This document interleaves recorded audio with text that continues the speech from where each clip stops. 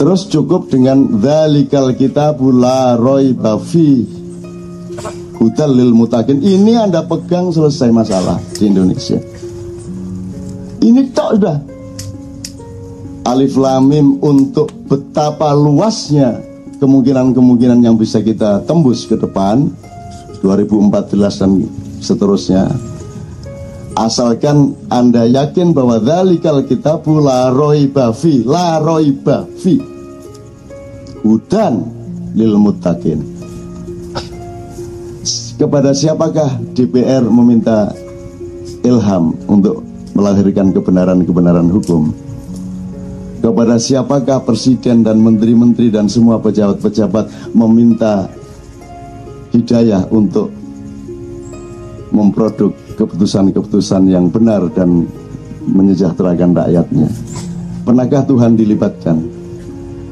Pernahkah presiden sholat istikharah sebelum konferensi pers?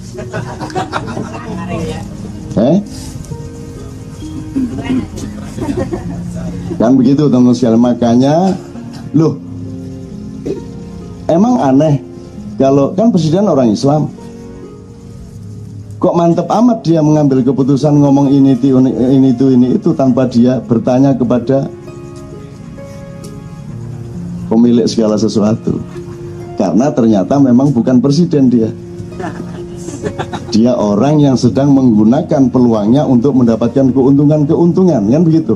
Dan keuntungannya selamat sampai dia sudah tidak menjabat lagi, sehingga siapa yang akan menjadi presiden harus orang yang setia kepada dia, kan begitu. Jadi tugasnya Anas adalah tiji tipe, mati siji mati kabeh. Berani apa tidak? Kamu mau menyelamatkan kariermu, ataukah kamu mengambil takaran hidup dan mati dalam hidupmu? Kamu mau jadi orang yang menyelamatkan dirimu dari tuduhan KPK, ataukah kamu akan menjadi orang yang menjadi trigger sejarah? Kamu buka secara taktis dan bertahap semua yang memang bersalah, kan gitu.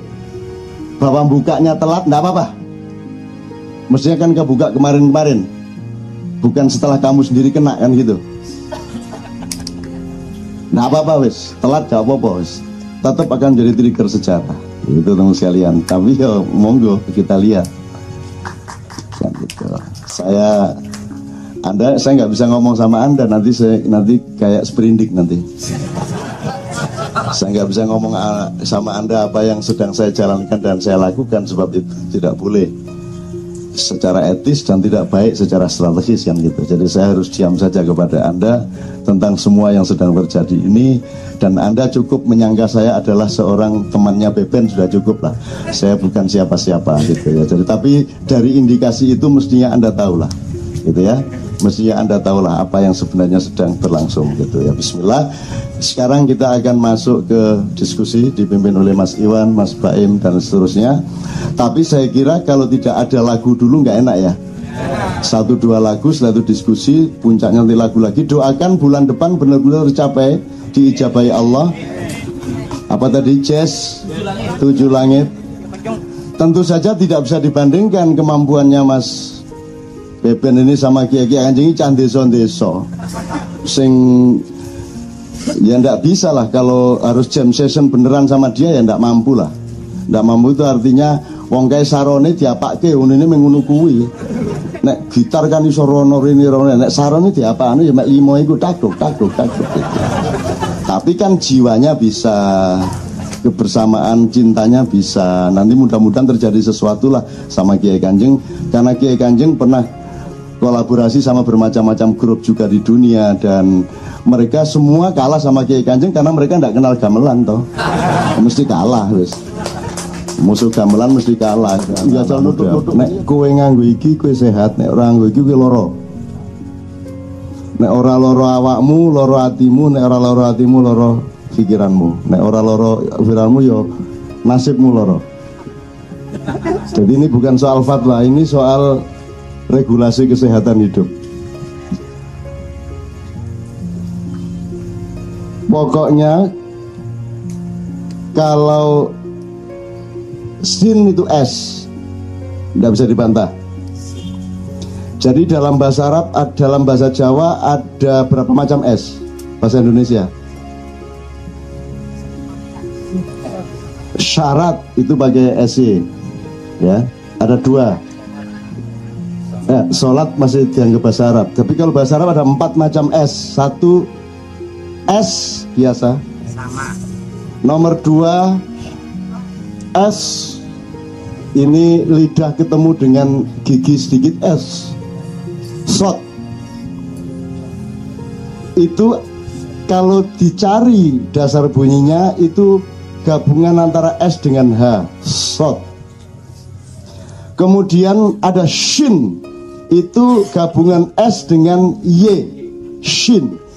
Jadi shin itu ya SY. Insya Allah SY, bukan SH. Kalau shot SH. Ini kita ngomong mengenai realitas bunyi dan lidah aja.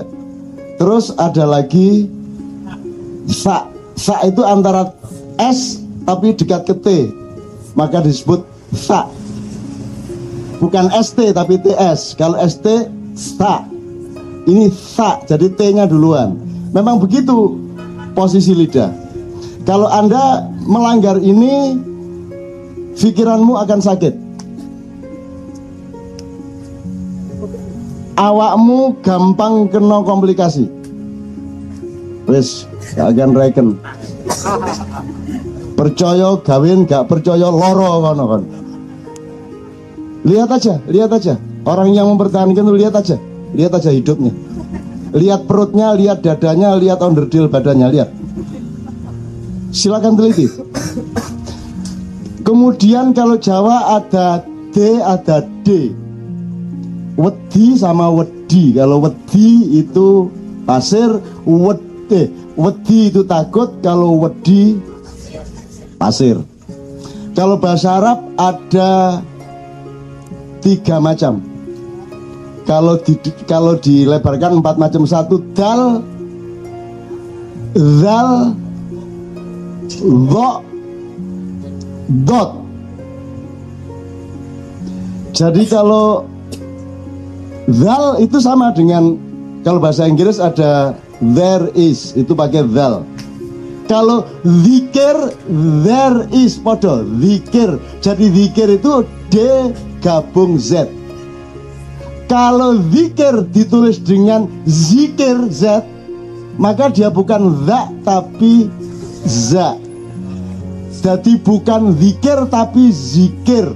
Jadi bukan ingat Allah tapi kelamin. Zakar. Jadi wiritan.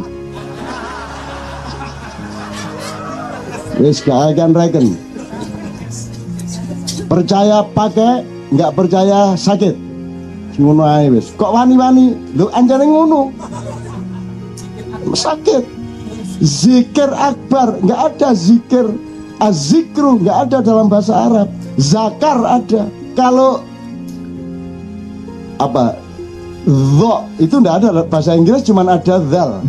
Dho bukan dot ya. Dho itu D sama H. Memang unsurnya dho. Kalau dot itu mendal mas. Dho itu lurus. Dho lepas. Tapi kalau zal lepas. Dho lepas. Dho itu lebih tebal daripada zal. Tapi kalau dot itu mendal, mental. Karena D sama L itu sesuatu yang agak bertentangan, tapi dijadikan satu. Dot. Nah, kalau sekarang pakai globis, silakan sakit. Kamu pikir sehat ini masyarakat dunia? Silakan sakit. Endi mau saiki loro kabeh ngono. Loro kabeh toh? Di sini dirumuskan nanti kapan-kapan ilmu kesehatan Maia, ilmu kesehatan KC. Nggak masuk akal tau uripmu saiki mulai 2 kali di sini mulai nggak masuk akal hidupmu. Kenapa? Karena akalnya tinggi, tidak masuk akal yang masih rendah. Wis ngono wis Angel-angel ngancen gini sehat kok. Sehat kok. Nggak ada gangguan perut, dada, nggak ada, beres semua. Dan jangan percaya rokok nggak sehat. Yang nggak sehat itu caramu merokok dan caramu tidak merokok. Kalau unsurnya itu taat kepada metodenya, taat kepada thariqat dan syariatnya. Tidak ada barang kok haram. Menyan nggak boleh dibakar gitu, cari sopo. Terus kok mut. Menyan kok dimut.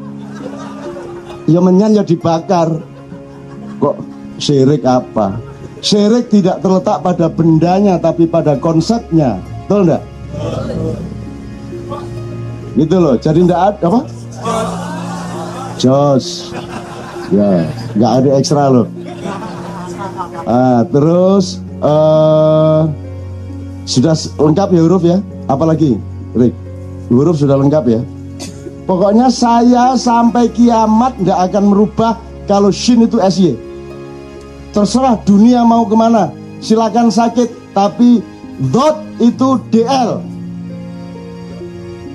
Waladdo, bukan waladdo. Waladdo. Kalau orang Inggris itu memang terbatas lidahnya. Kalau ngomong sing bisa, tapi kalau NG di tempat awal nggak bisa. Ngombe, nggak bisa ngomong ngombe.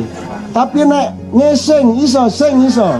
Tapi kalau ngombe nggak bisa. Ada juara kickboxing dunia kelas welter dari Ghana, namanya Grace Ngimbi. Grace Ngimbi, NGIMBI. Itu penyiarnya seluruh dunia, TV-TV Kicks, Fox, TV manapun saja, gak ono situ-situ asal iso nyebut Grace Ngimbi. Ladies and gentlemen, Grace Ngimbi.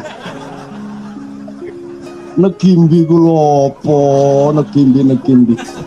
Lo kalau sing ya NG ya NG, di awal atau di akhir ya NG. Ono huruf kok didelekene muni ngene, delekene muni ngono. Kalau bahasa Inggris kan gitu kan. Taruh sini bunyinya lain, taruh sini bunyinya lain. Bunglon jenenge. Nah kita dibiasakan jadi bunglon. Kalau kita jelas. Hanya orang Madura yang tidak bisa orang bahasa Jawa. Kalau orang Jawa jelas bedanya loro karo loro, jelas. Kalau orang Madura kualik. Anakku sing nomor loro, wetenge loro. Soale mangane radiator.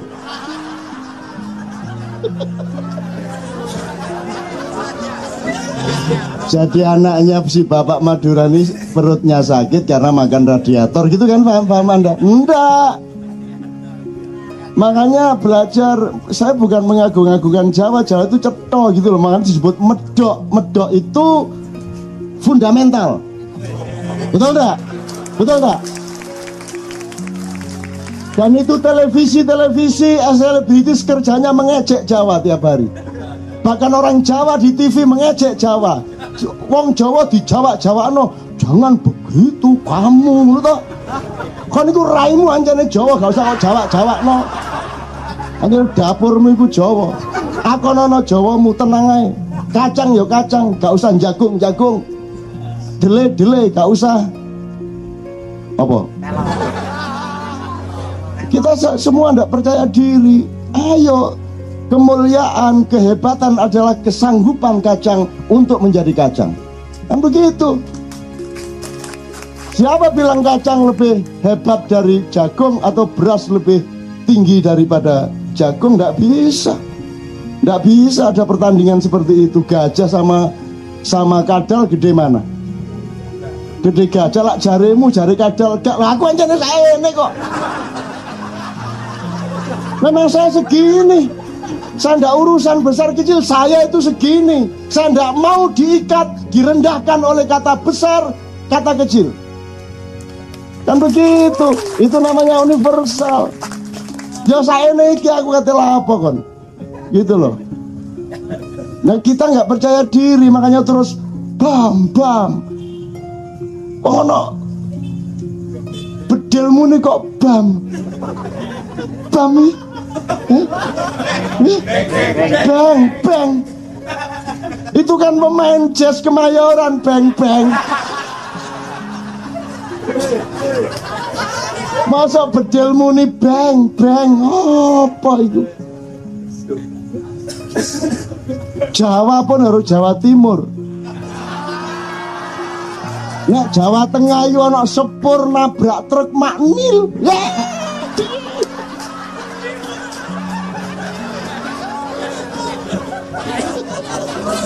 Nek Jawa Timur mbok ana truk iki lho. Wis kadung kate nutup jek liwat ae ditabrak sepur paras. Ya tak? Gak bres tok, paras.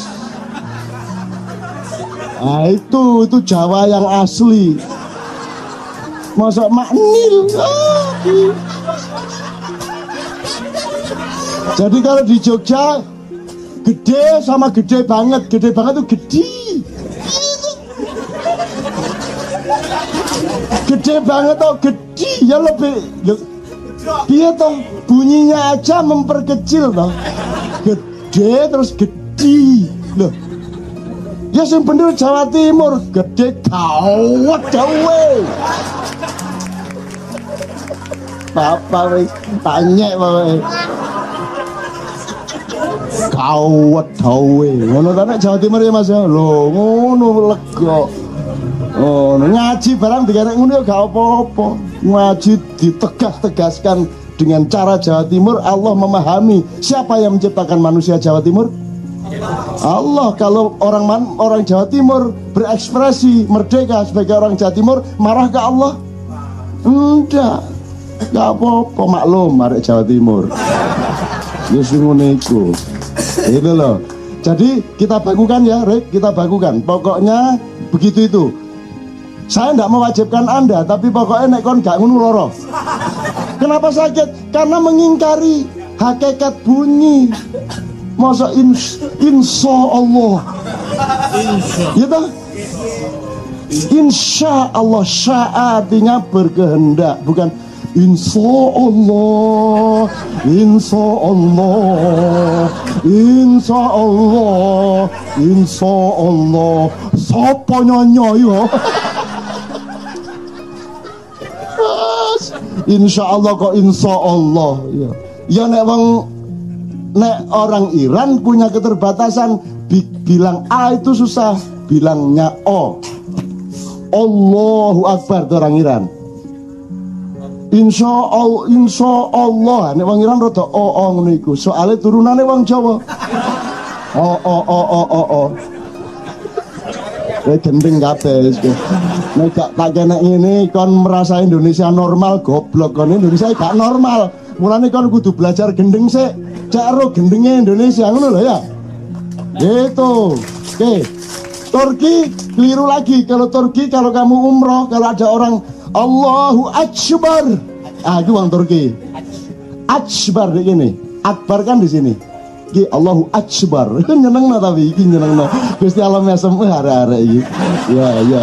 Karepe Allahu Akbar iki. Apakah Allah marah? Tidak, kalau kelemahan mulut tidak ada masalah. Tapi kalau kekeliruan pikiran syak menjadi sod, itu tidak bisa diterima. Kalau Bilal azan, dia tidak fasih, dia tidak bisa sin, dia bisanya shin. Jadi hayya ala sholah ya dibaca hayya ala sholah. Itu Bilal. Marahlah sahabat-sahabat, gimana Rasulullah milih muadzin kok makhrajnya keliru-keliru. Masa shin nggak bisa, semua sin atau semua shot kadang-kadang.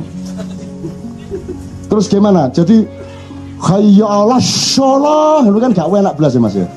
Tapi Bilal adanya gitu. Terus semua marah. Nabi jawab gimana menurut Anda? Itu kan kelemahan mulut. Nabi jawab gini loh, kalau Bilal bilang sin itu karpe shin. Nah, kalau Bilal bilang sin itu maksudnya Bilal shin. Jadi yang harus kamu pahami itu shin, cuman tidak sampai dengan mulut dia. Jadi tidak apa-apa kalau kelemahan mulut. Alhamdulillahirabbil ngalamin, nggak apa-apa. Wong anjene cangkeme gak iso. Bismillahirrahmanirrahim. Alhamdulillahirabbil ngalamin. Ar-Rahmanir-Rahim Maliki yaumiddin. Iyyaka na'budu wa iyyaka nasta'in. Ihdinas siratal mustaqim siratal ladzina an'amta 'alaihim ghairil maghdubi 'alaihim waladdallin. Ndak apa-apa. Malaikat semua tepuk tangan. Api. Wanjane cangkeme iso ning ngono iku. Jadi bukan soal kesombongan intelektual. Kalau yang short tadi, shin jadi short, itu kesombongan intelektual dan inferioritas budaya orang timur yang niru-niru orang barat. Matahari terbit dari timur, tidak ada matahari terbit dari barat.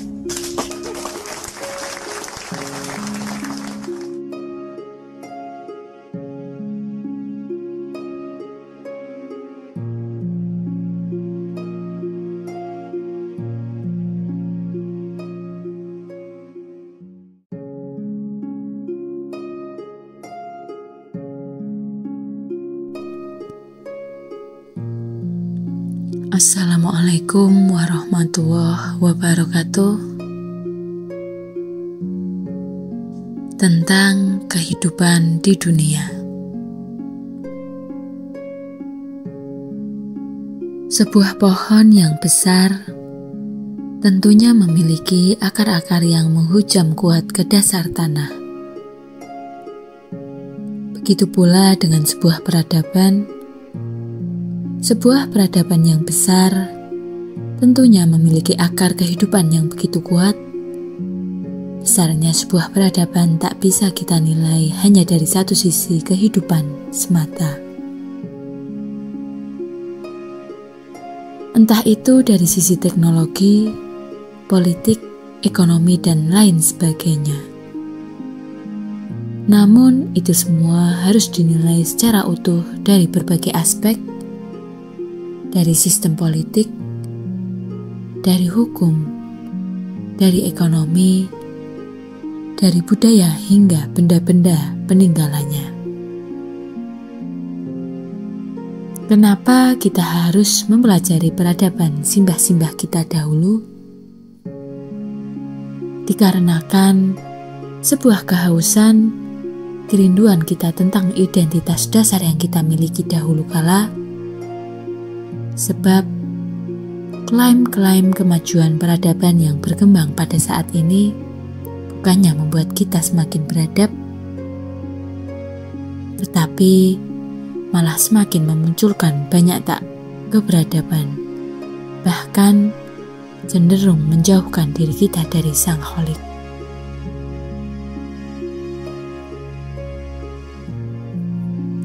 Apakah mungkin peradaban yang dibangun simbah-simbah dahulu dapat mendekatkan diri kita kepada Sang Hyang Widi? Bukannya produk kebudayaan leluhur lekat kaitannya dengan syirik, bid'ah, dan khurafat? Mungkin itu pertanyaan yang sering muncul di sekitar kita tentang produk kebudayaan leluhur pada zaman dahulu. Meminjam istilah lama yang jamak di telinga kita, tak kenal maka tak sayang. Mari kita kenali dan pelajari terlebih dahulu bagaimana kebudayaan leluhur kita sebelum kita melakukan penilaian dan pernyataan terhadap sesuatu hal yang kita nilai. Agar apa? Agar kita tak terjebak pada penyimpulan yang salah atau kurang tepat. Sebagai khalifah fil ardh, simbah-simbah kita sudah sadar tugasnya di muka bumi ini. Dari kesadaran hidup tersebut, mereka melakukan kehidupan secara harmonis dan selaras dengan seluruh makhluk di alam semesta ini.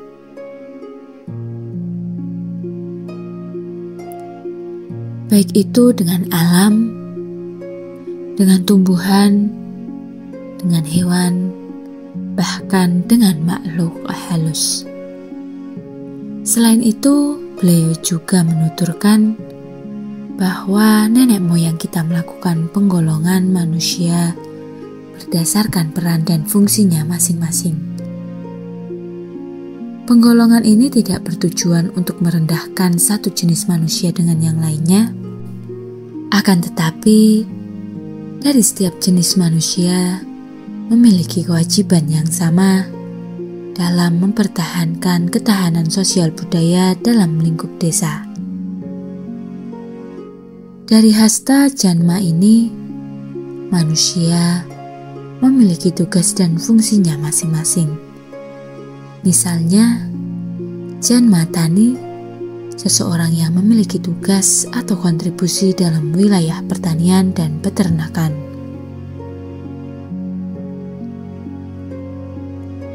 Kemudian, Janma Ujam Dudukan, seseorang yang bertugas dalam wilayah kesehatan dan pengobatan. Mungkin kalau bisa disamakan dengan zaman sekarang, Janma Ujam Dudukan ini ialah seorang dokter atau sejenisnya. Hingga Janma Kawi atau Pandita yang memiliki tugas memberikan pencerahan kepada setiap Janma tadi. Setelah mengalami kolonialisasi dan disusul dengan gempuran globalisasi yang begitu kuatnya, nampaknya telah membuat kita minder terhadap pencapaian dari bangsa Barat dan seolah-olah kita merasa rendah dari mereka. Hal ini menjadi sebuah tantangan tersendiri bagi kita semua untuk menghadapi atau menghapuskan sikap minder tersebut. Jika penyimpangan genetik ini terus dipelihara dalam diri kita, tentunya akan menjadi penghambat perkembangan kita. Dan kemungkinan kita tak dapat mengulangi atau menyamai peradaban besar yang telah dibangun para leluhur kita dahulu. Kesuksesan di dunia ini bukan diukur oleh kesuksesan yang bersifat material keduniaan, akan tetapi kesuksesan kita di dunia ini ketika kita telah menemukan kesejatian diri kita, atau kita telah mengetahui dan melaksanakan perjanjian yang telah kita sepakati dengan Allah sebelum kita berada di alam kandungan. Salah satu bentuk pelaksanaan perjanjian kita kepada Allah, kita harus sadar kita ini anak siapa, tinggal di mana, tugas dan kewajiban dari takdir kita apa. Walaupun pada sejatinya seluruh manusia di muka bumi ini adalah saudara atau keturunan dari Bapak Adam dan Ibu Hawa. Namun setiap manusia memiliki karakter dan potensinya masing-masing. Hal tersebut disebabkan karena penyimpangan genetik atau penyimpangan perilaku dari keturunan awalnya, sehingga membentuk jenis karakter, sifat, dan wujud hingga potensi diri yang berbeda-beda. Menurut informasi yang pernah saya dapatkan, dalam pembuktian manusia di muka bumi ini adalah keturunan Bapak Adam dan Ibu Hawa, entah semasa kuliah atau telah lulus kuliah. Yang jelas, kami lupa kapan pastinya bahwa para pakar genetika mencoba melakukan penelitian genetik manusia di muka bumi ini. Dari penelitian tersebut menghasilkan sebuah kesimpulan, yaitu bahwa manusia di muka bumi ini memiliki satu kesamaan genetik, yaitu jika laki-laki memiliki kesamaan genetik dengan Bapak Adam, sedangkan wanita memiliki kesamaan genetik dari ibu Hawa.